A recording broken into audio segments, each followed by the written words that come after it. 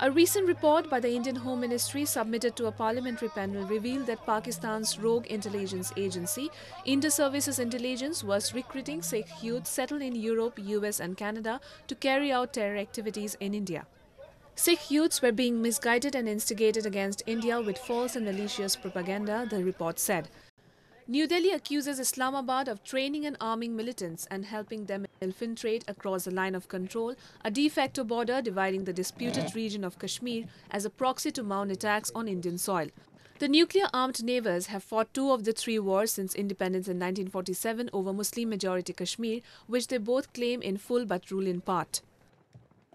What they are doing is that the Khalistan movement leaders who were there, who were not arrested or who were outside India, they are again putting them on their payroll, again trying to bankroll them, finance them and motivate them to restart a movement to segregate or separate out Punjab from India.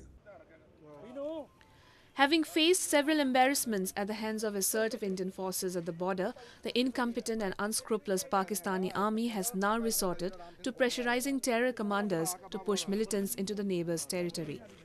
India also accuses ISI of working in cahoots with the religious hardliners in various countries of Europe to float a false propaganda against India.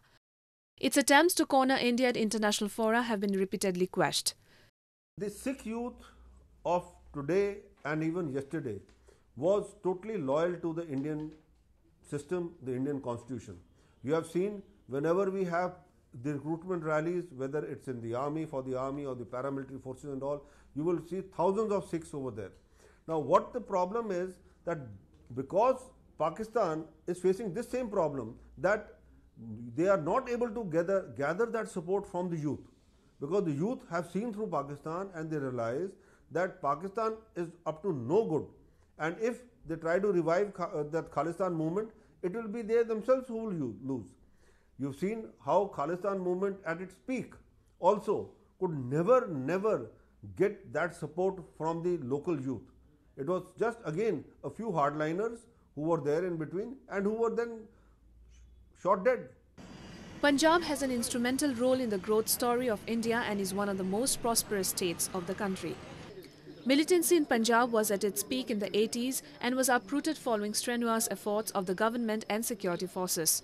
Islamabad has little sway over the ISI and army who decide the country's foreign policy.